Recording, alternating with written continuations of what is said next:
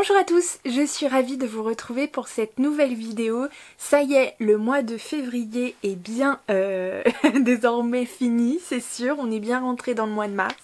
Donc on va faire le petit bilan sur le challenge Février Tapal 2021 organisé par Alex Bouquin en Prada. Donc je vous mets du coup la vidéo juste ici qui expliquait un petit peu le but du challenge. Il y avait 3 grands défis dans ce challenge à relever. Déjà il y avait bien sûr un premier défi livresque de lecture en fonction de 2 menus qui comportaient je crois chacun 3 catégories. On va en parler.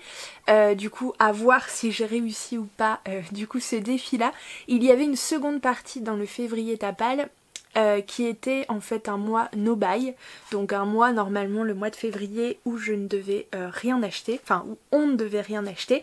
Bon, on va rentrer tout de suite dans le vif du sujet, là où ça fait mal, je préfère voilà, crever l'abcès de suite.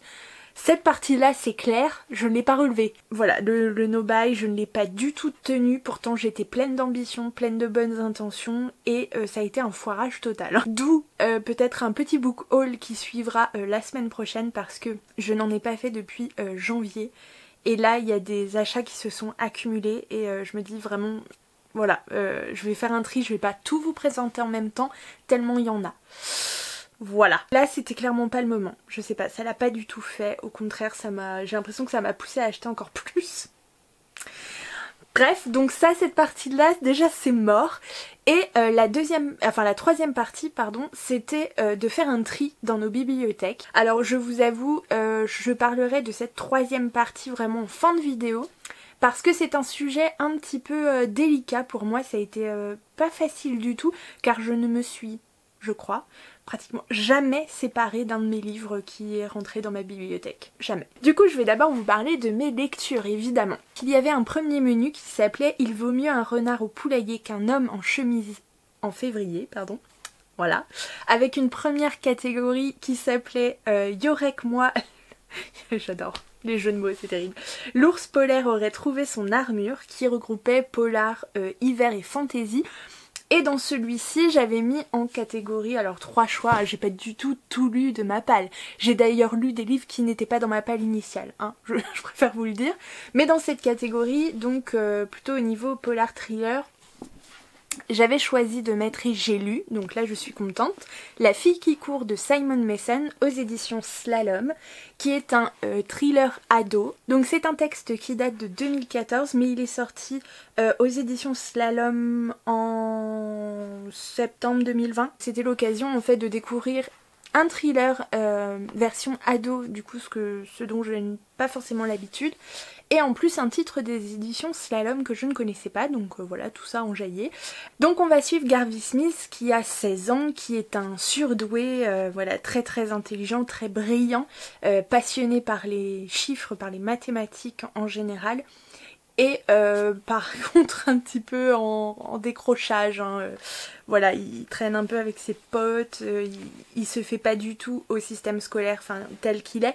Donc voilà, et le jour où son ex-petite amie en fait est retrouvée assassinée, il va pas pouvoir s'empêcher de se mêler de l'enquête et de partir en fait à la recherche de ce qui s'est passé, à la recherche du meurtrier.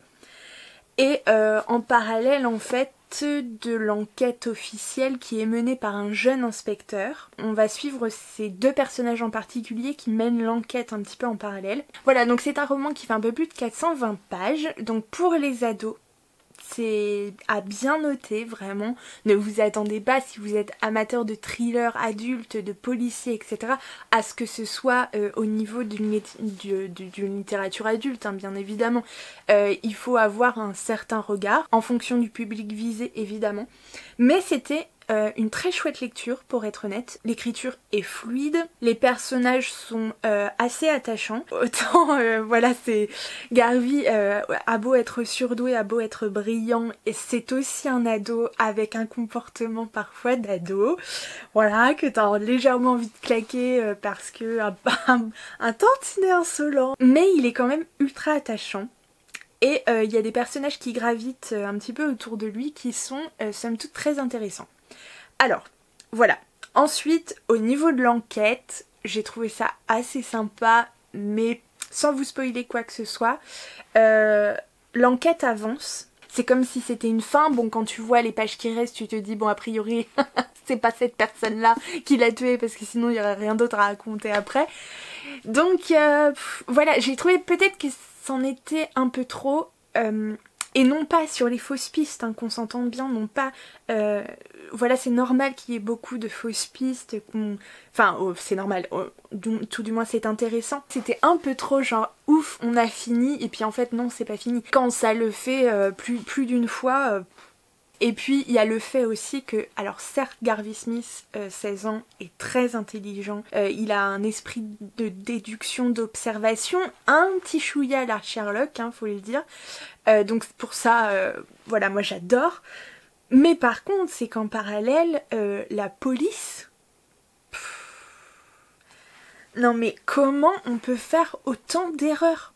Enfin, je veux dire, quand c'est son job, à se demander ce qu'ils ont foutu pendant tout ce temps. Tu te dis, le gamin de 16 ans, heureusement qu'il est là, parce que sinon déjà il y aurait 36 000 innocents derrière les barreaux. Enfin, c'est n'importe quoi. Léger bémol. Et alors, en arrivant à la fin, je me suis dit, c'est bizarre. Moi, en lisant, mon ressenti personnel, c'était que il y avait des personnages, et il y avait une histoire et des personnages prometteurs, vraiment. Il y avait une base vraiment à travailler, mais je me suis dit, c'est pas possible, c'est pas un one shot.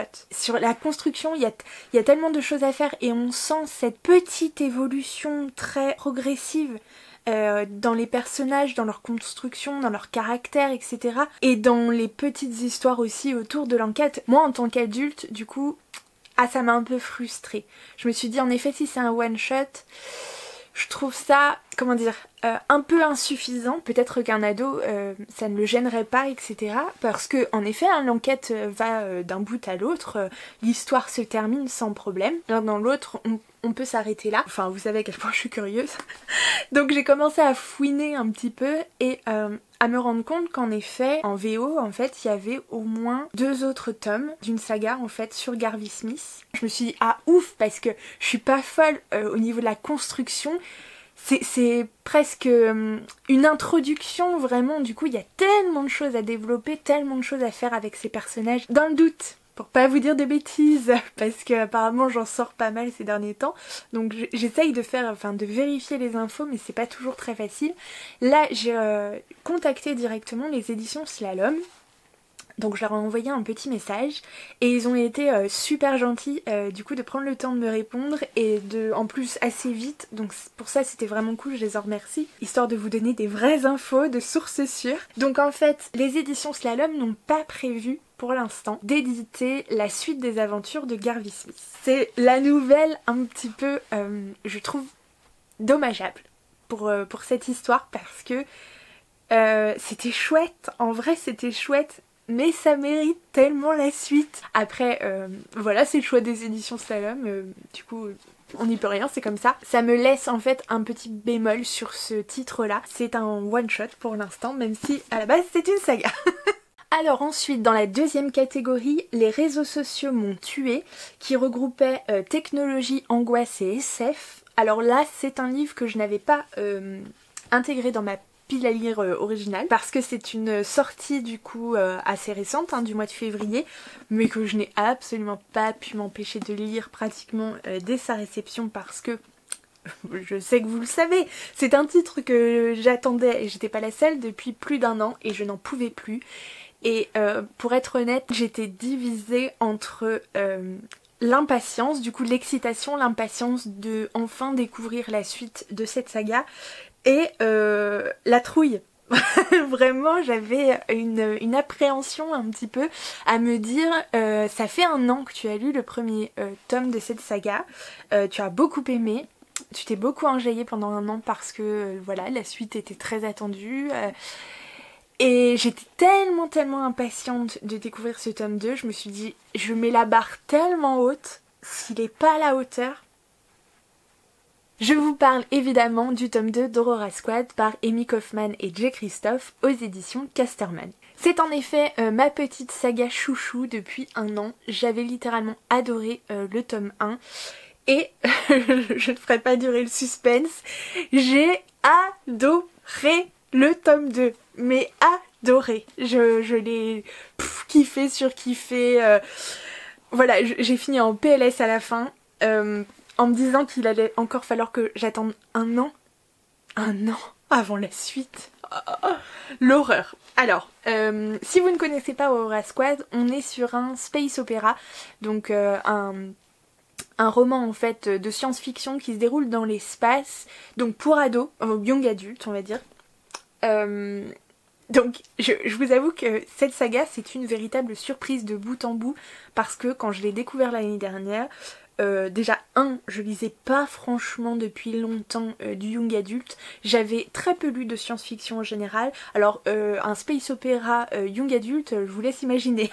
Je me suis dit oui bon on va tenter, mais voilà, et je suis la première surprise parce que on est vraiment sur un young adulte, ça se sent, les personnages voilà, ont parfois les hormones qui les travaillent, tout comme les ados en général, mais en fait je me suis tellement attachée en fait à tous les personnages, tous sans exception, je les aime d'amour en fait pour ce qu'ils sont, pour les différents traits de caractère qu'ils possèdent. Je les trouve mais tellement bien, en fait tellement bien aussi dans leur ensemble, je pense, parce que ils apportent tous quelque chose de différent. Alors, je reprends depuis le début. Pour ceux qui ne connaîtraient pas la saga Aurora Squad, on est bien sûr, donc je vous l'ai dit, sur un roman space opéra young adulte, dans lequel en fait on va suivre l'escouade en fait 312, donc l'escadron 312 pardon, puisque en fait on est en 2000, je ne sais plus quelle année, dans un peu longtemps quand même, je sais plus si c'est 2087 ou 2300 et quelques. Enfin bon bref, les humains et les aliens hein, cohabitent plus ou moins, et il y a une académie en fait qui s'appelle l'académie Aurora, qui forme des agents pour maintenir un peu la paix partout dans la galaxie. Bref. C'est comme ça, tout à fait normal. Donc on va suivre en fait au début du tome 1 le chef, en fait, le chef de l'escadron, donc Tyler, qui est un alpha, puisque dans un escadron, vous avez, enfin dans une escouade en fait, vous avez différents types de personnes, avec chacun un rôle bien différent. La veille en fait du jour où ils vont plus ou moins être diplômés et où ils vont pouvoir choisir les membres de leur équipe, en fait il n'arrive pas à dormir, il est un peu perturbé, il décide d'aller faire un petit tour l'air de rien dans l'espace normal, et il va tomber sur un vaisseau abandonné et vraiment une légende en fait perdue depuis 200 ans, dans lequel il va découvrir une jeune fille cryogénisée depuis 200 ans. Qui va du coup plus ou moins se réveiller. Il va décider de prendre le risque de la sauver, et le truc c'est qu'il loupe du coup la cérémonie où les alphas décident en fait de leurs membres d'équipe, et donc il va se retrouver un petit peu avec les ce que personne ne veut en fait, les un peu bras cassés du coup de l'académie. Alors il va quand même récupérer heureusement 2-3 personnes très qualifiées, puisqu'il y a sa sœur jumelle du coup, Scarlett, qui est négociatrice, et il y a aussi leur meilleure amie en fait, Kat, qui est un as, donc la pilote, et vraiment elles font partie des meilleures du coup de leur promo, donc bon il n'a pas tout perdu, mais il va se retrouver aussi avec un alien du coup de particulier qui s'appelle Cal, qui est un gros bras en fait, donc vraiment tout ce qui est tactique et du coup défense du coup, donc voilà. Il va se retrouver aussi avec Finn, qui est lui, je sais plus comment ça s'appelle, mais un mécanicien. Le mécano, Finn le mécano, donc qui est aussi un autre alien mais d'une autre espèce, et Zilla qui est une scientifique, la cellule grise, donc voilà, qui est vraiment le cerveau de l'équipe côté scientifique, etc., médecin, bref. Voilà un petit peu l'escouade 312. Et en fait cette escouade donc va accueillir Aurora, donc qui est la jeune fille du coup qui a été découverte dans le vaisseau. Et tout va partir un peu en live. En fait, voilà, ils vont devoir partir du coup très très vite de l'académie. En gros, ils vont être pourchassés par les uns et par les autres. Vraiment, ils vont être en danger du début à la fin. Et tout ça pour sauver en fait la galaxie. En gros, voilà. Voilà un petit peu l'histoire. Sans vous en dire trop parce que ça m'embêterait d'en dévoiler trop. Faut vraiment s'y plonger. Enfin, n'hésitez pas, foncez parce que c'est tellement bien. Alors j'avais trouvé du coup ce premier tome très intéressant, très immersif, très bien enlevé au niveau du rythme, c'est vraiment très prenant, très haletant. On n'est pas épargné honnêtement, même pour un young adulte, on n'est pas épargné. Et voilà, et ce tome 2, alors n'a pas dérogé à la règle, voire a été encore plus... J'ai cru que j'allais... Mon cœur s'est arrêté à peu près toutes les 3 pages. Enfin, a manqué un battement à peu près toutes les 3 pages, honnêtement. Tellement... Alors, je sais que ça peut... On peut se dire comme ça, ah, il y en a peut-être trop. Non, non, non. Il n'y a pas trop d'action. C'est juste que... Ouais, là pour le coup, haletant, c'est vraiment le mot. On est très souvent dans l'action. C'est ponctué par des petits moments de pause, mais vraiment juste pour reprendre son souffle. Ils nous ont pas épargnés non plus. Et alors cette fin... oh là là, là là là là là là. Ça promet. Je sais pas ce que va donner le tome 3, mais... là pour l'instant, on est sur un méga coup de cœur de 2021. C'est sûr et certain. Ce sera peut-être pas le seul, mais en tout cas c'est grave le premier. J'ai adoré. J'ai adoré. Oui, ça je vous l'ai pas dit, c'est un roman choral, hein. Du coup, chacun des personnages de l'escadron va avoir un chapitre.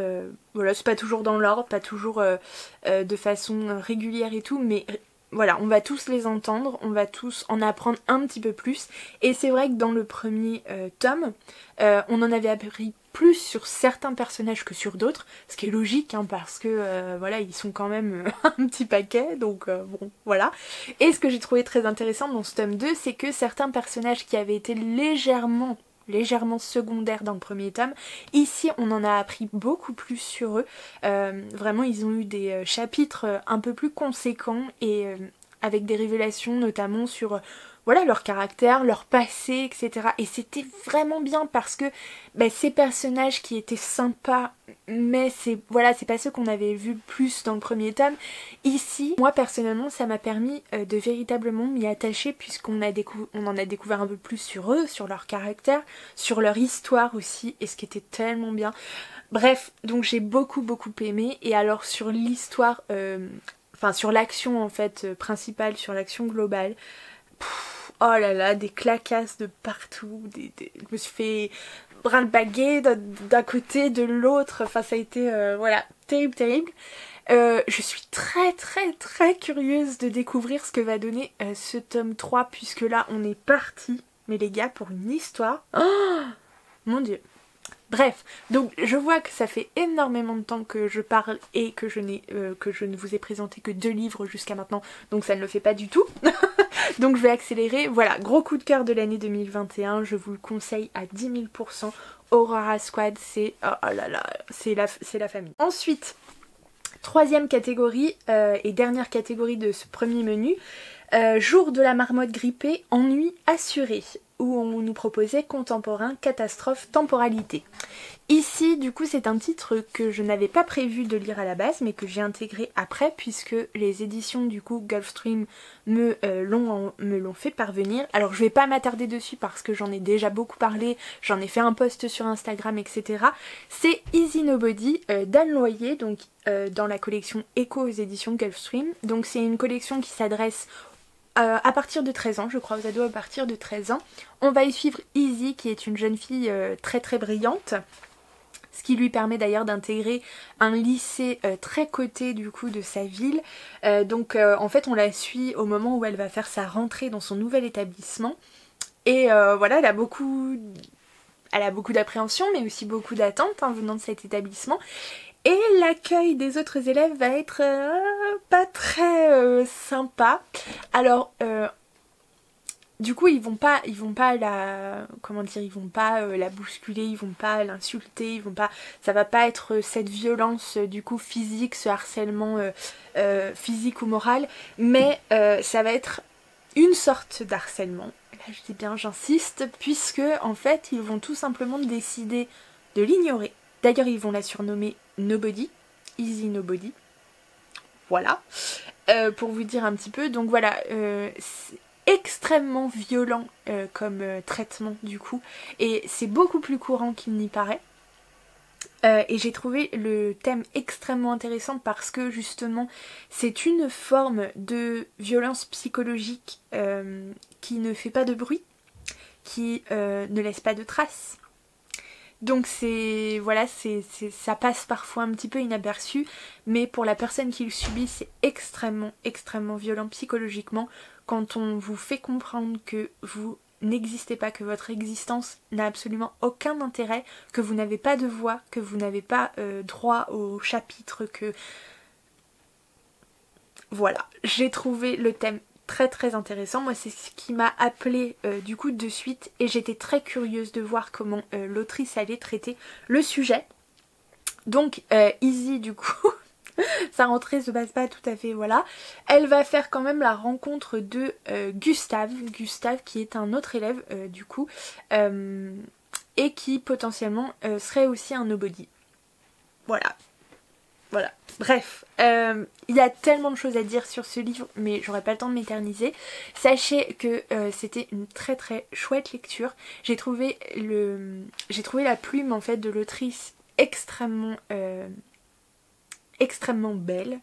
Je trouve qu'il y avait une justesse du coup dans ce livre, que ce soit au niveau de la plume, parce que certes on s'adresse à des ados, mais c'est quand même extrêmement bien écrit sans être trop pompeux ou trop difficile à comprendre, mais c'est beau, franchement on le lit et c'est beau, il y a des choses belles dedans, vraiment belles, que ce soit au niveau voilà, de la plume, au niveau de l'histoire, sur les relations entre les gens, les sentiments, c'est... Voilà, j'ai beaucoup aimé, et du coup le sujet était aussi très intéressant. Moi en tant qu'adulte, je sais, ça fait plusieurs fois que je donne ce commentaire là, mais moi en tant qu'adulte j'en aurais voulu plus, encore plus. Mais voilà, pour un roman ado je trouve que peut-être que c'est le bon dosage, c'est le bon voilà, timing, puisque c'est un petit livre qui fait moins de 200 pages. D'ailleurs c'est le seul en fait que de ma bibliothèque que j'ai pu intégrer dans le challenge. Je n'ai pas de livres qui font moins de 200 pages, à part celui-ci, donc j'étais contente de l'intégrer. Bref, une très très chouette lecture vraiment à recommander, à mettre dans toutes les mains, qu'elles soient petites ou grandes, puisque voilà, ça fait prendre conscience de certaines choses, de certains comportements qui semblent un petit peu anodins et qui ne le sont absolument pas. Donc voilà, lisez Easy Nobody d'Anne Loyer chez Gulfstream. Alors on passe au second menu qui s'intitulait Ne songez au passé que si le souvenir vous en est agréable, avec une première catégorie qui s'intitulait Tea Time chez Mrs. Whistledown, donc là référence au Bridgerton, et dans cette catégorie donc on parlait de secrets, complots, trahison, romance ou histoire, et là j'avais envie de commencer une petite saga de Cozy Murder, Cozy Mystery, bref. C'est le premier tome de Son espionne royale mène l'enquête de Rhys Bowen aux éditions du coup Robert Laffont dans la collection de la Bête Noire, dont je vous ai déjà aussi beaucoup parlé, donc je vais pas faire un gros résumé. On va suivre du coup dans le Londres de 1930 une jeune lady, donc Georgie, bref, voilà, qui est 34e sur la liste des personnes qui pourraient accéder au trône. Donc c'est bien beau hein, comme titre, mais en fait c'est rien, parce que avant que ce soit la 34e personne, je veux dire c'est impossible. Donc c'est une parente quand même de la reine, et du coup Georgie en fait elle fait partie d'une famille, alors certes royale, mais fauchée. Son père est décédé. Elle vit pour l'instant chez son demi-frère du coup, donc celui qui a hérité du titre, mais qui n'a absolument pas du tout d'argent. Et le jour où elle découvre en fait que sa famille envisage fortement de la marier à un prince roumain ou tout, qu'elle a déjà rencontré et qu'elle déteste, qu'elle veut pas du tout épouser.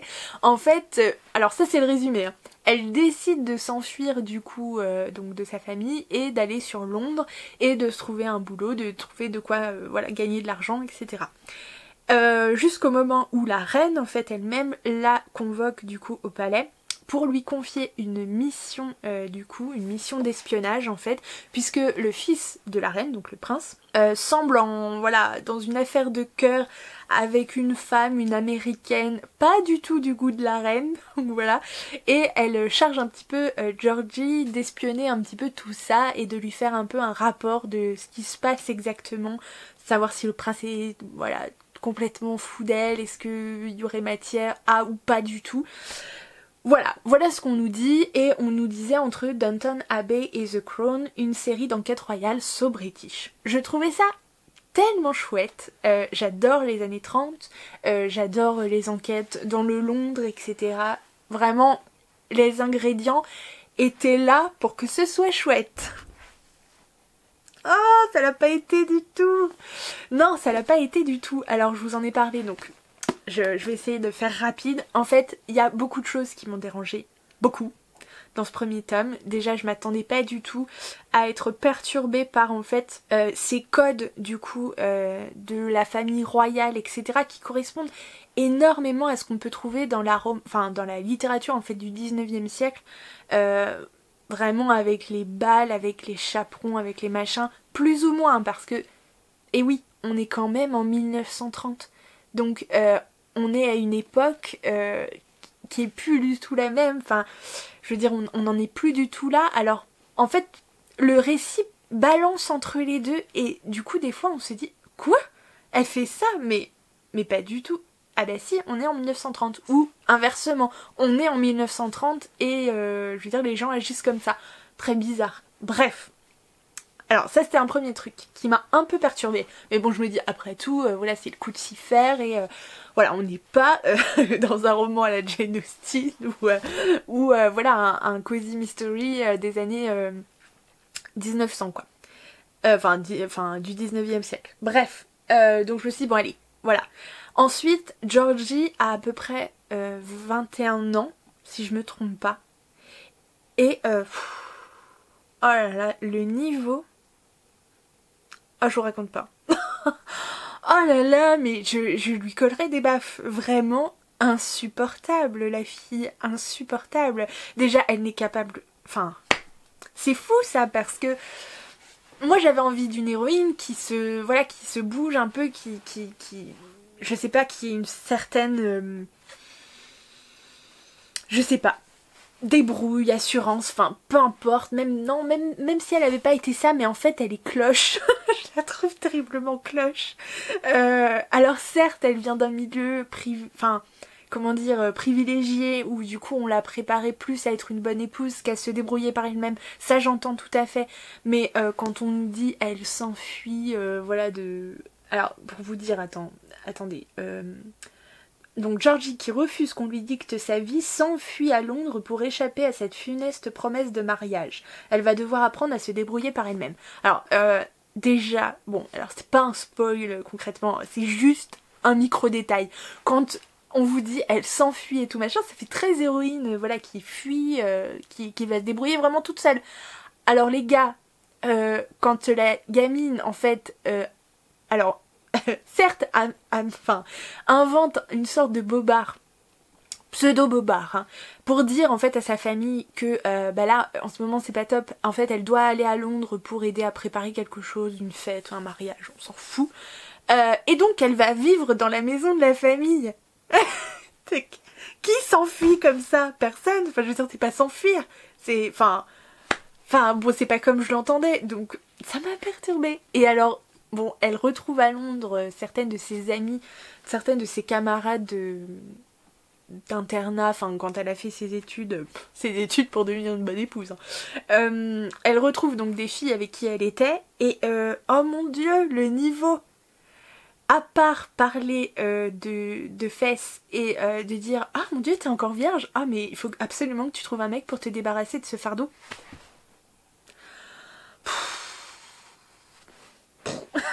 Bref, Non mais non, alors je veux bien une fois, oui elle a 21 ans, enfin elles ont 21 ans, oui d'accord. Et oui les filles ont tout à fait le droit de parler de sexe, il n'y a aucun problème. Mais ne parlez pas que de ça les filles. Enfin je veux dire à un moment, tu as le droit d'évoquer autre chose, tu vois, d'autres centres d'intérêt, d'autres buts dans la vie. C'en était lourd, Bref, voilà. Vous sentez à quel point ce livre m'a agacée.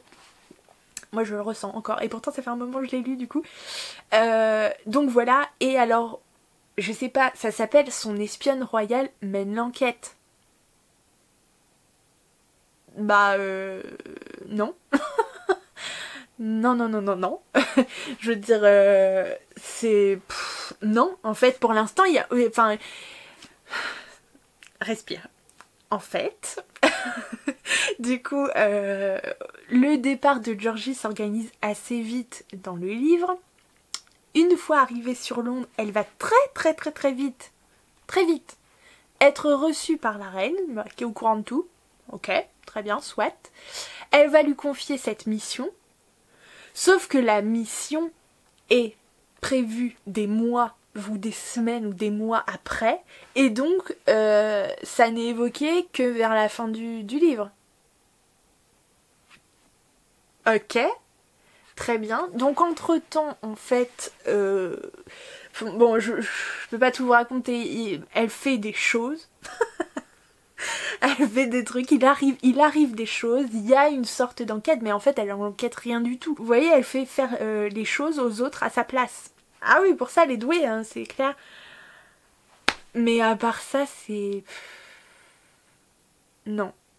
En fait, je suis tellement déçue. J'en attendais tellement de cette saga. Je me disais que c'était un petit cosy que j'allais pouvoir voilà, commencer, puisqu'il y a au moins 5 tomes, je crois, de sortie, au moins. Donc j'étais contente de démarrer, je me disais que le contexte avait l'air chouette, que ça pouvait être assez sympathique, et pour l'instant, je ne suis pas du tout convaincue. Potentiellement, je me dis que c'est peut-être une sorte d'introduction, peut-être que le deuxième va être meilleur. Je sais pas, honnêtement, je me laisse encore la possibilité de découvrir peut-être le deuxième tome, mais pas tout de suite, c'est clair. J'ai d'autres priorités avant. Donc voilà, la petit fail pour celui-ci, hein. J'avoue, grosse déception. Le prochain titre est un livre auto-édité que l'auteur m'avait très gentiment proposé. J'ai reçu Christmas, le maître de la lumière, donc de William V. Amaral. Ça raconte en fait l'histoire d'une île un petit peu perdue, un petit peu oubliée, puisque cette île est entourée d'une brume, d'un brouillard mystérieux. Je vais pas trop vous en dévoiler parce que vraiment ce serait dommage. Vous vous rendez bien compte, vu le titre et vu la couverture, que l'histoire va tourner autour de Noël, du Père Noël, enfin voilà, de toute cette thématique là. Peut-être première chose vraiment à préciser. C'est un roman, pour ma part, ça n'est que mon avis, très jeunesse. Je trouve que ça vous permettra d'apprécier à sa juste valeur le livre. C'est un roman jeunesse que moi je conseillerais à partir de 9 ans peut-être. 9-10 ans. On va suivre plusieurs personnages, on va suivre un monde un petit peu fantastique, puisque on a entre autres de la magie. En fait ça a été tellement une bonne surprise cette lecture, je me suis plongée dedans, et pourtant on n'était pas du tout en période de Noël, hein, c'était passé, et j'ai tellement apprécié en fait, je me suis tellement laissée porter par l'histoire. Alors j'ai trouvé la plume de l'auteur agréable à suivre, assez fluide, peut-être simplement une ou deux petites coquilles dans le texte, mais vraiment pas grand chose. Pour un texte auto-édité c'est à noter je trouve. Peut-être voilà une ou deux tournures de phrases à mon sens un peu maladroite, mais sinon je trouve que c'est extrêmement bien, extrêmement chouette à suivre et à lire.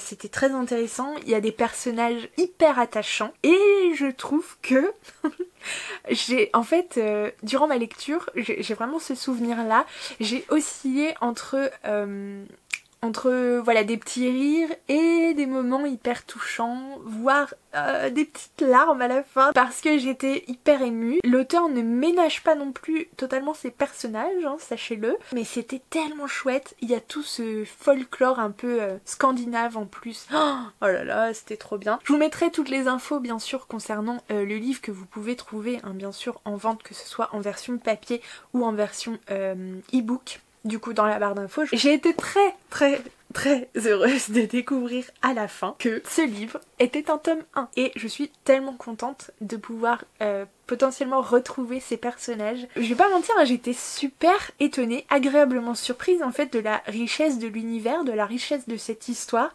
de cette sorte un peu de quête, d'épopée du coup. C'était chouette. C'était chouette, tout ça dans un monde jeunesse, on est bien d'accord, mais c'était chouette. Du coup je me suis marrée, il y a des personnages qui sont voilà attachants, certains autres qui sont hauts en couleur, on va dire ça comme ça. Bref, c'était hyper chouette et que ce soit enfant ou adulte, vraiment je vous le conseille. Il y a plein de thèmes abordés que j'avais pas trop vu venir au début. Enfin vraiment les premières pages de lecture je me suis dit ah, je pensais pas du tout qu'on allait parler de ça, puis bon très vite on passe vraiment au vif du sujet, mais c'était chouette. Il y a plein de secrets, plein de mystères à découvrir, il y a plein de créatures hyper voilà, hyper sympas qu'on adore dans la fantasy, dans le merveilleux, donc c'était vraiment chouette. Je vous le reconseille, enfin je vous le reconseille, n'importe quoi, je vous le conseille, je vous le recommande au choix, pas un reconseil, vraiment à 2000%, c'était trop bien et je suis voilà très impatiente, très curieuse de découvrir la suite des aventures de ces personnages. À vous de découvrir. Alors oui, je vous ai pas dit évidemment, mais Christmas, le maître de la lumière, était dans la catégorie le cadeau gonflant de la tante Marge dans reliques, cadeaux, recommandations. Et je l'avais mis là, ah non, pas du tout parce qu'il était gonflant, mais parce que c'était une reco en fait. Voilà, je l'avais calé là et je suis tellement contente de l'avoir lu. Et pour terminer, j'ai lu aussi un titre dans la dernière catégorie, le cimetière des résolutions oubliées, donc qui regroupait classiques, souvenirs, disparitions. Et du coup je l'avais calé là parce que pour moi c'est un classique, une forme de classique. Je vous avais dit que je voulais me lancer un petit défi d'un titre qui traînait dans ma palle depuis un petit moment, que j'avais très envie de lire mais que je ne sais pour quelle raison j'avais un petit peu du mal à sortir. Donc je me suis lancé le défi entre le 12 et le 28 février de lire à peu près 45 pages de ce livre par jour. Je vous parle du tome 1 du Seigneur des Anneaux, donc la Fraternité de l'Anneau de J.R.R. Tolkien, aux éditions Folio Junior, dans cette petite édition assez sympathique. J'adore la couverture. Alors, est-ce que je vous fais un résumé du Seigneur des Anneaux? Non. Pas du tout. Pas du tout, parce que même en ayant lu ce premier tome... c'est assez complexe, non je me lancerai pas là-dedans, n'hésitez pas à aller voir le lien que je vous mettrai en barre d'infos. J'ai relevé le défi, déjà j'en suis très contente honnêtement. J'ai lu du coup pour le 28 février Le Seigneur des Anneaux, donc il faisait 723 pages je crois, hein. Je l'ai tellement vu, je crois pas me tromper.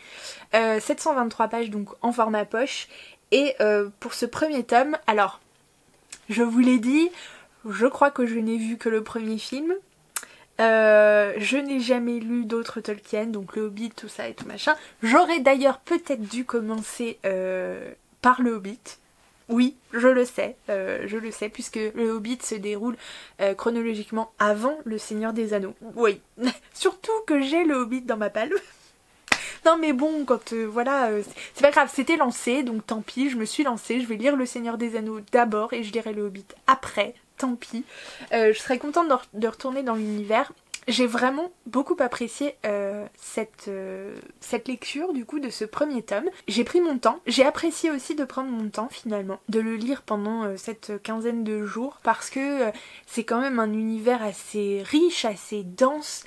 J'ai beaucoup aimé découvrir l'écriture de Tolkien, je la trouve passablement magnifique, vraiment très immersive mais avec un côté aussi très descriptif, parfois contemplatif, donc il faut aimer, il faut aimer parce que c'est quand même pas rien et je trouve que c'est dommage du coup de passer, vous savez, parfois des paragraphes comme ça quand c'est vraiment trop...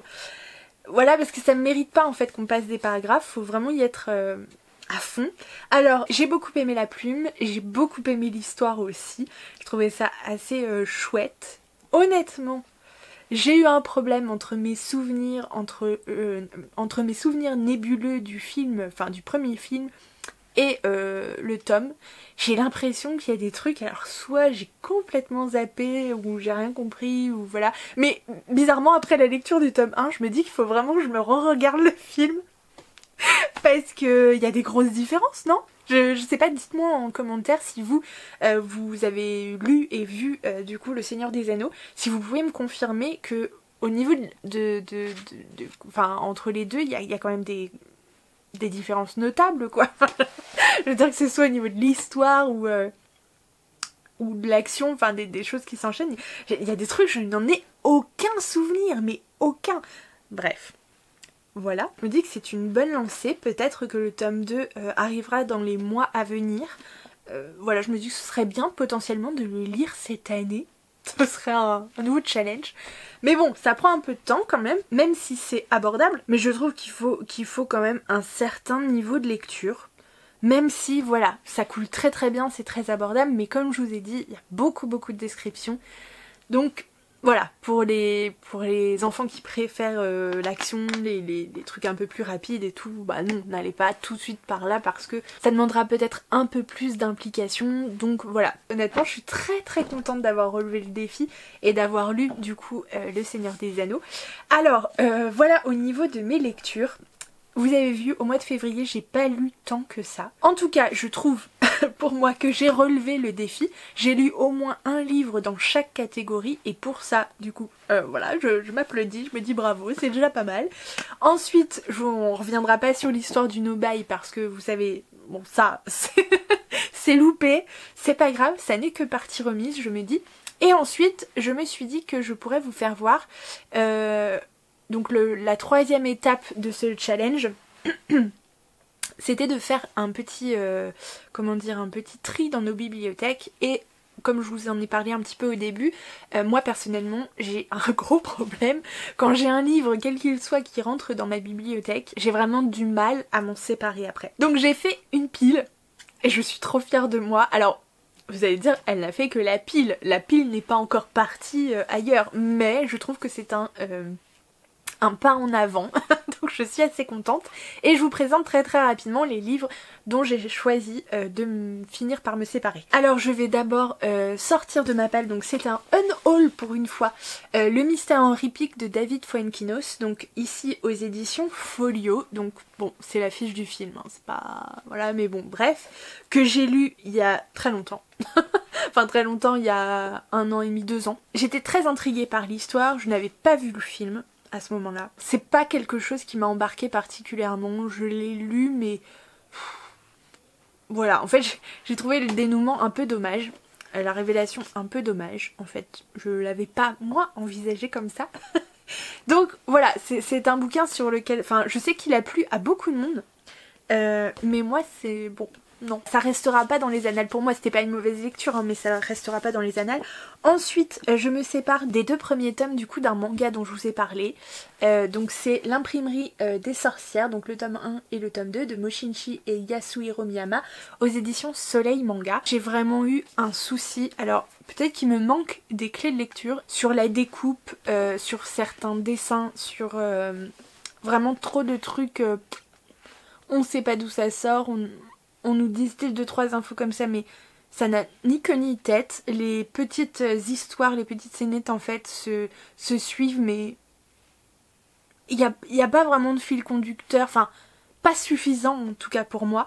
Donc voilà, j'avais dit que je tentais jusqu'au 2 et le 2 n'a pas fini de me convaincre. Donc je continuerai pas et donc je me dis que bon, ça sert à rien que je les garde avec moi. Ensuite c'est toujours un manga, d'ailleurs c'est les 2 tomes puisque c'est une duologie de manga.